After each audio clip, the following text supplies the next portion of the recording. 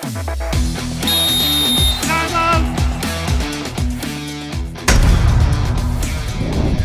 back to the best sports show in the nation, The Timeout. I'm Charles Fisher, your host, and we are talking bodybuilding, wellness, and fitness today with the president, Wellington Sears, one of my good friends from way back then. How you doing, brother? I'm still here with you, man. Still in the land to live in. All right.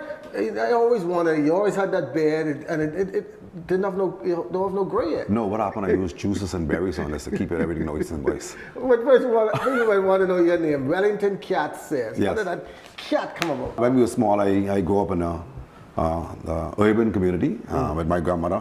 We had no light, so we were living with the rats and the mice. And my great grandmother, Romelda Edgecombe was her name. She died at 92. My grandmother, mother, and she used to be there catching the little mice in the little brown paper bag with the little 27 cents bread. Ashley probably know about that.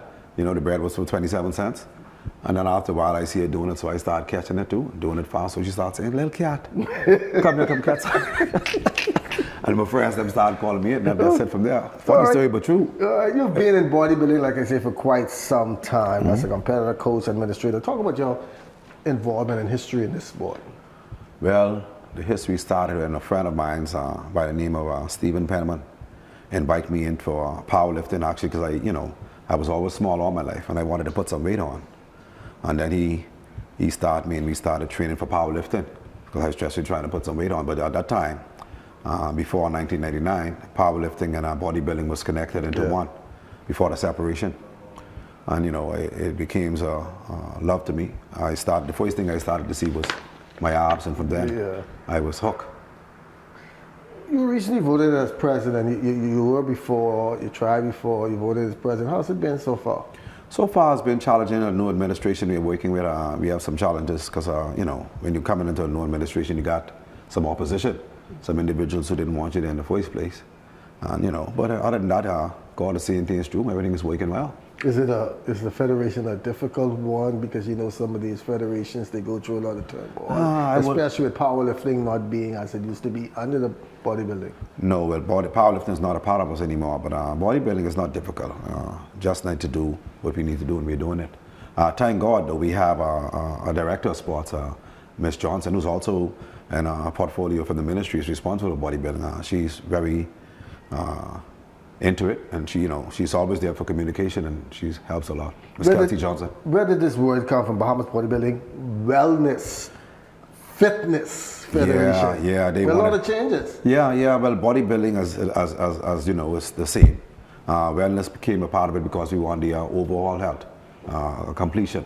So we thought that we'll put wellness in it to make a completion of it.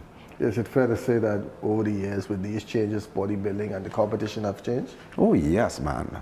From the time of Della Thomas, basically it was only bodybuilding. Now it moved into bikini wellness, figure, physique male and female. Now we have something similar to a CrossFit, a fitness challenge, whereby you jumping over a box and leaping over, apparatus and stuff, And in bodybuilding alone, it's 8 different divisions from bantamweight up to super heavyweight. And then you got bikini, and the bikini start with class, with heights. Don't necessarily go with weight, so it goes from A up to probably, very fast H. And has this allowed more women to get involved in sport? Because back then women didn't want to be bulky, but now they can show their fitness. Yeah, more women involved. Matter of fact, more women than men. Not in a competition now. You go to the gyms these days, more women are more in tools with their health. That's part of the reason for us putting wellness in it too, because we have some good men. Bahamian men all around the world are good men. But however, we take care of women, but we don't take care of ourselves. We'll take a woman to the beauty salon, get her hair done, we don't even get her shaved, and get our nails done. We get in there, we waiting in the parking lot, we'll take them to school, help them with their education, but we refuse to get ourselves educated. You know what I mean? As a former athlete, a former gym owner, what does it take to be a bodybuilder and the preparation? A lot of work, a lot of money, a lot of time. Man, I thought that golf was expensive until I get into bodybuilding. Extremely expensive, especially for females.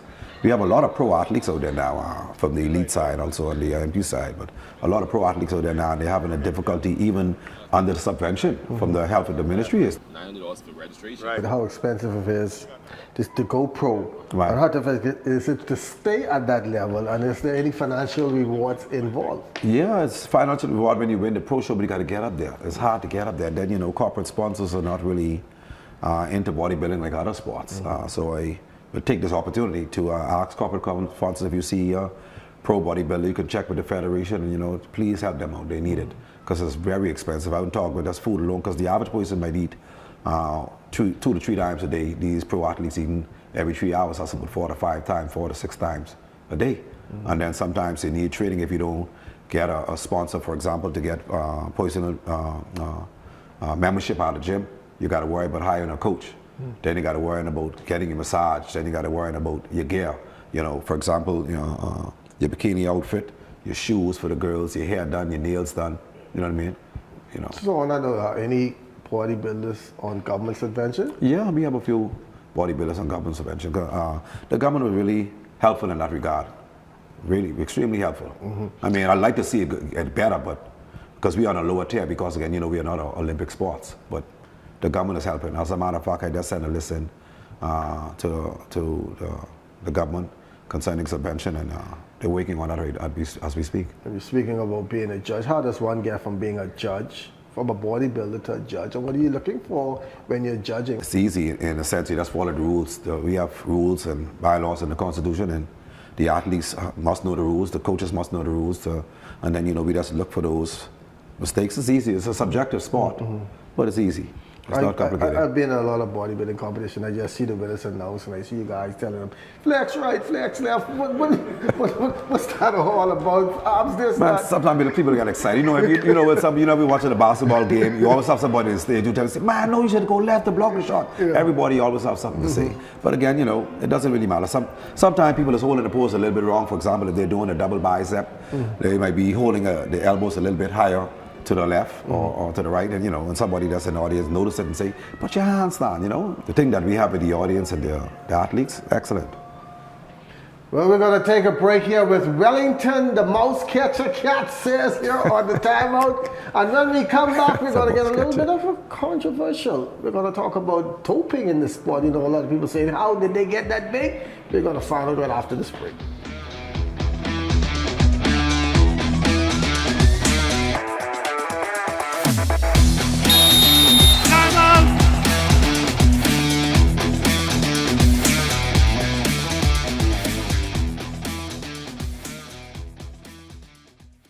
Beginning Monday, September 16th, it's the new lineup of ZNS News and Current Affairs, 6 p.m. It's What's Trending, Lifestyles in the Afternoon with Stacey Campbell-Marshall, 6:30. We head to the north for the Bahamas Tonight Northern Edition, 7 p.m. It's the Bahamas Tonight National Report, followed by the Bahamas Tonight Access, now at 7:30. Then, at 8 p.m., your nightly news analysis show, The Rundown, with Clint Watson, and 11 p.m., the Bahamas Tonight at 11 with Royston Jones. It's a full lineup of the new ZNS, and it starts Monday, September 16th. Only the sun covers the Bahamas better.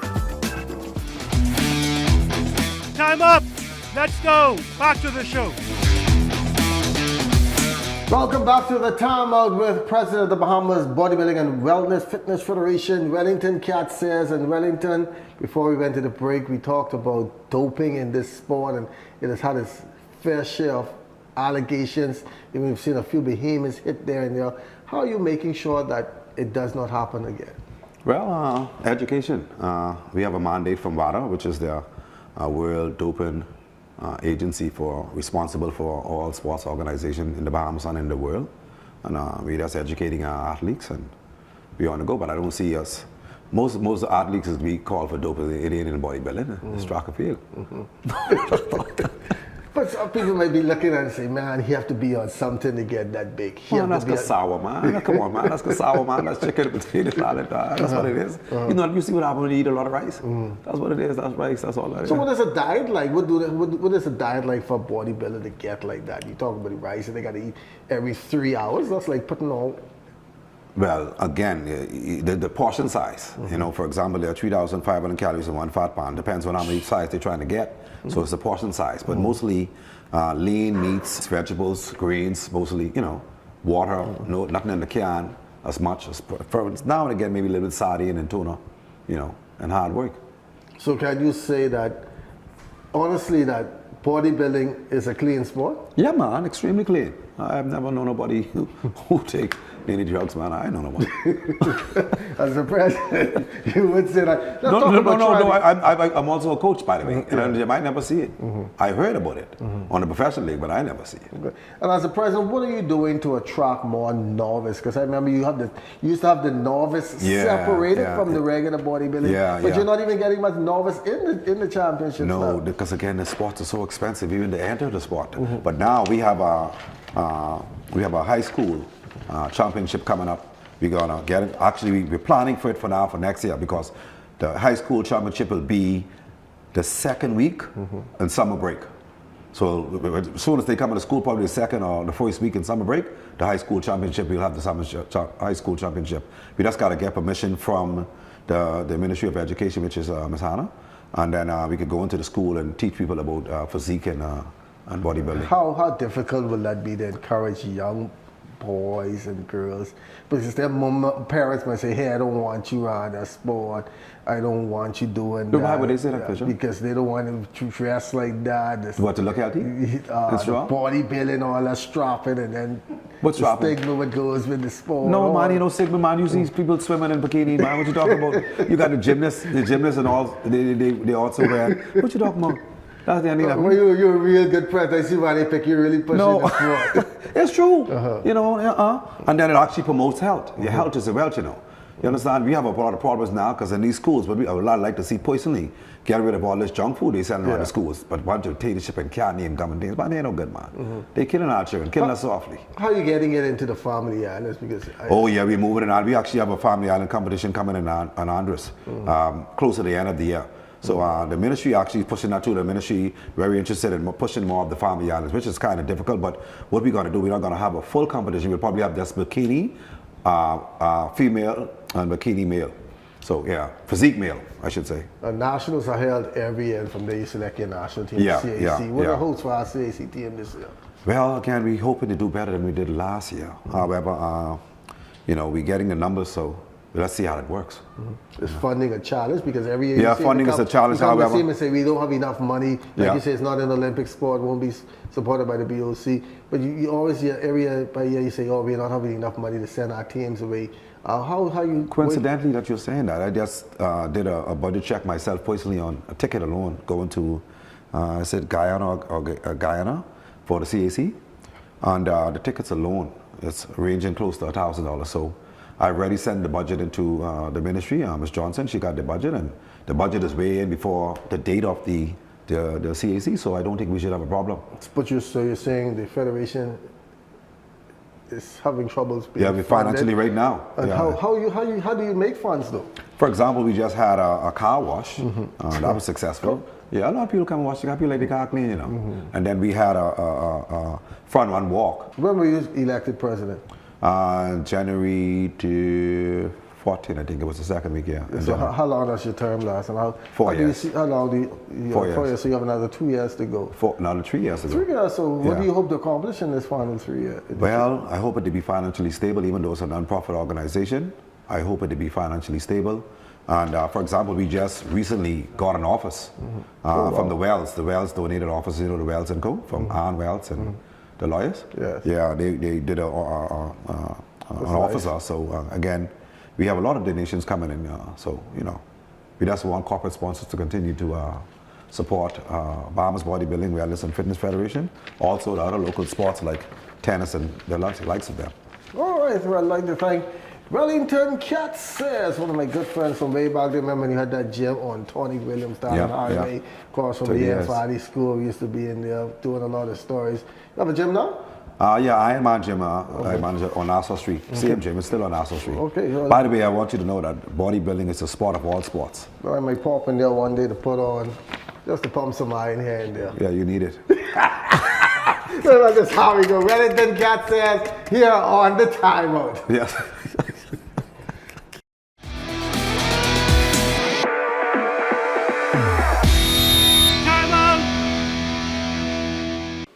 Hi, I'm Alicia McKenzie. I'm not your ordinary girl.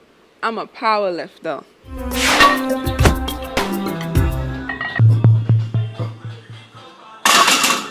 I was attracted to the sport of powerlifting by a gentleman named Davano Andrews, who also goes by V Fitness. I was in the gym working out. This was right after the pandemic, and I saw him lifting these weights, so I went up to him and I asked him what he was doing, and he told me what he's doing. He explained the sport to me, and I went home and I did my research, and I fell in love with it ever since then.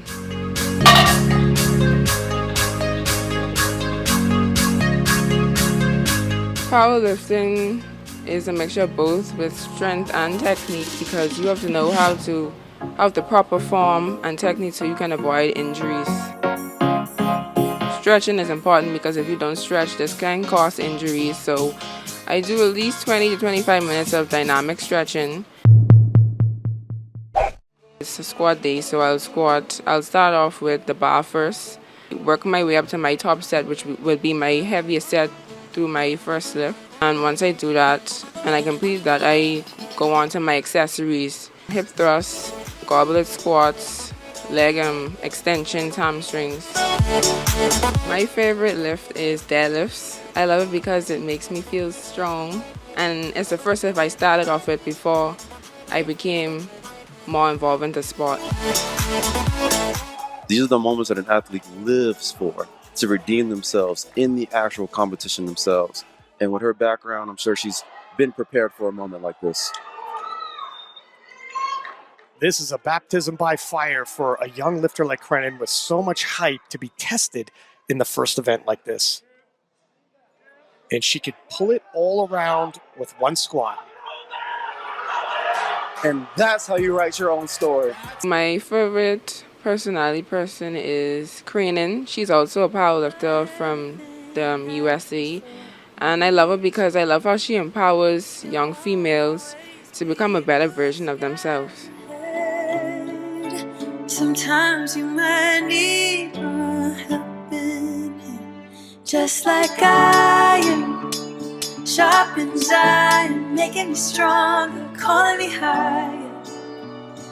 When we come together, just like I am. Sharpens iron, making us stronger, calling us higher. When we're helping each other, we're growing together. This is only the beginning for me. I definitely do want to compete internationally, go abroad and explore the sport more. As a powerlifter, I would say our eating habits are pretty normal. Some powerlifters don't eat as healthy as others, but I would say mine is the 80-20 rule, which is I go by, where I eat 80% nutrient-dense foods and 20% foods that I crave. Sometimes I really want, whether that be cake, ice cream.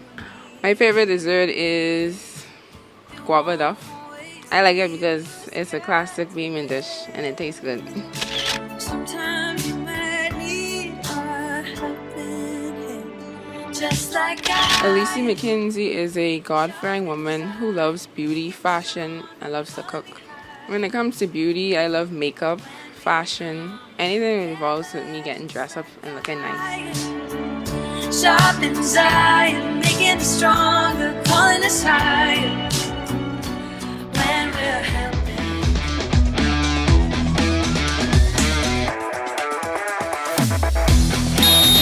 Time out!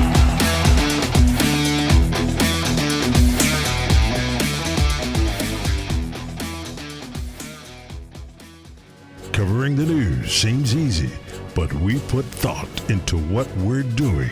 The Bahamas Tonight Access Now, here to inform, educate, and entertain. A new type of newscast featuring social media trends, news from around the islands, interviews with the people you like, sports, weather, and fabulous entertainment. That's a Bahamas Tonight Access Now with Marcellus Hall and LaDon Davis. Live, starting September 16th. Time out!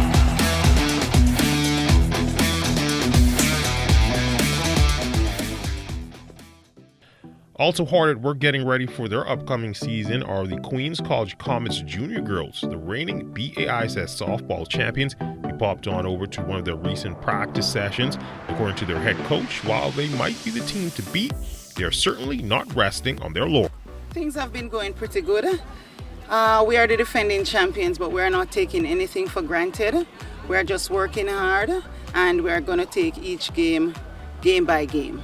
Just tell me a bit about the makeup of the team, the roster. How many girls returning? Well, we have 6 girls returning. We have some new students. We have grade 7. So it's basically a mixture of team, but we are going to do our very best. Echoing those sentiments, shortstop Kaylin McWilliam. We've been practicing as much as possible so we can get our team to where they should be, so we can play the best that we can and the best that we know. And we're going to try our best to do the best we can this year. And we believe that God is going to help us get through this season because He's the only person who could get us through the season without any injuries and any problems. As for their goal this season, well, as the defending champions, our goal is to win.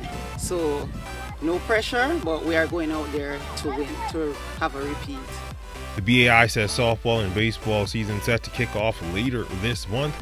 For Timeout, I'm Amajal Knowles. As we continue today's show, it's time for Fitness Tip.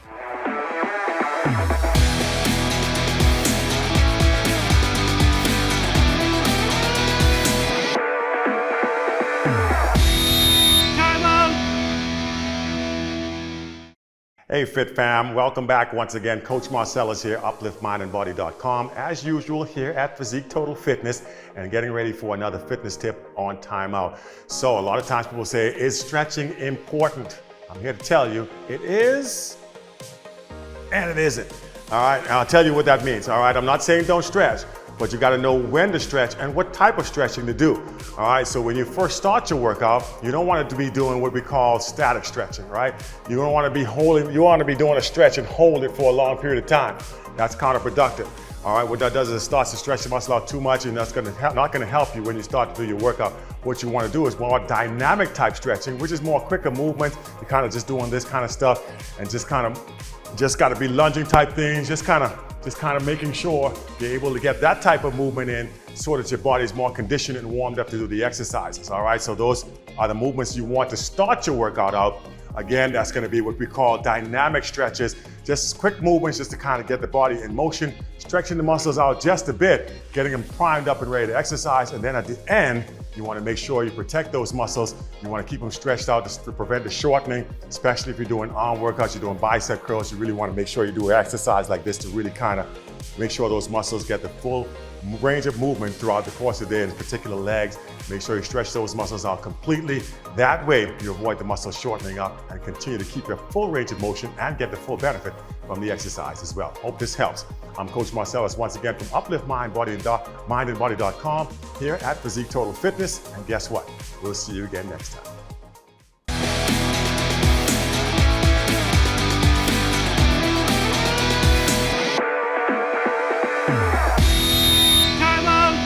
Thank you, Marcellus. Well, that brings us to the end of this edition of the show. Thanks to guest Wellington Cat Says, BBWFF President, and thanks for watching. Until next time, time out!